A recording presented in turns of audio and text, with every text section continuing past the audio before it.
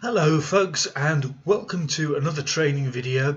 Today I'm going to be looking at taking you through how to develop that commercial angle to a website. For most people there's going to be one potential way of doing that, and that's by introducing a plugin.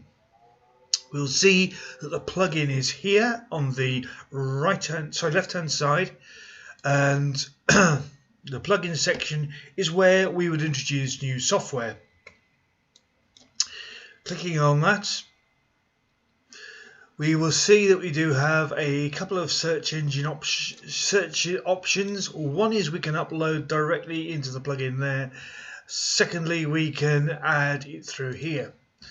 In this case, I'm going to type out a very well-known word, WooCommerce, and there it is.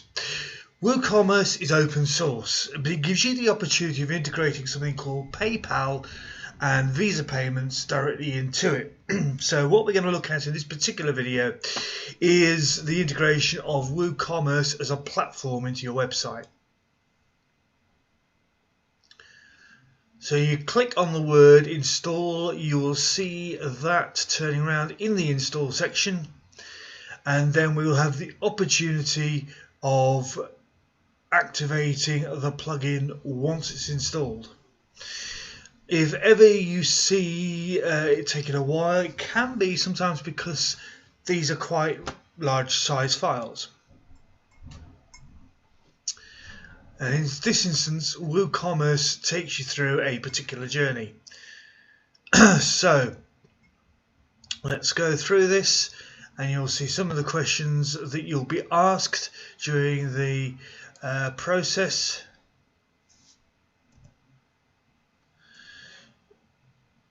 So I'm just going to put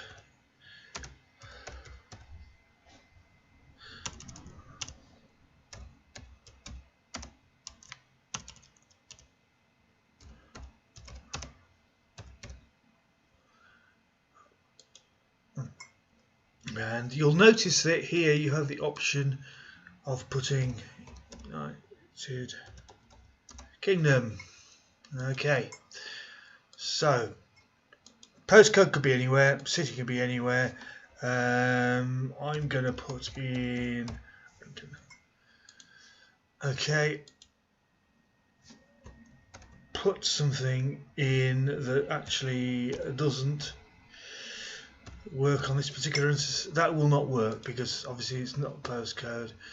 You can click that if you want to, or you can click go on to that. Now it'll ask you what you're actually adding or coming from, what angle you're coming from. This instance I'm running a training video, so I will be training and using LMS, which is a learning management system, and I'll be doing videos on that in due course. So in this particular instance, it would be the downloads of the products, potentially membership products, potentially, but these are obviously additional options that I might consider. So small business,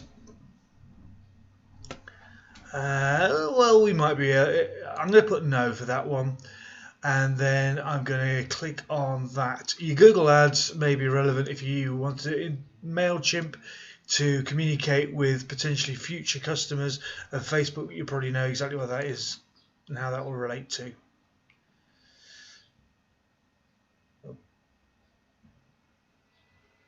And there we go, we have the theme option. Now we've actually got this theme installed, but in this particular instance I might look at an additional theme, etc., to fit in with that. In this case I'm just going to flick back to, because we've done it all, to show you what it'll look like on our plug install side, and here we have the plug install. So one of the great things with the plugin section here is how quickly you can add in your products. Literally, you click here onto your products and you'll want to get moving on this, and you'll be adding information in there onto your products, and what can you add. Well, you can have your stock control, etc., colors, sizes through something called the attributes, and I shall do some videos on this in due course. Product description. Always remember with this to add your product image to give you the end result, because that can be very, very important to you. What else is there? Settings. So if there's anything you need to change, the one thing you're probably going to need to use is a settings section. If you've got deliveries, that will go into your shipping section there. Clearly you'll want to add in additional areas for payments. So let me just show you that, because that's probably the most important area for most people. You got your PayPal option, you got your cash on delivery and direct bank transfer. PayPal standard on that. As you can see, each one has a separate setup button to actually integrate it, and you've got all the information there you might need. Integrations wise, you can integrate different things into there simply by adding in with Facebook and your Google ads.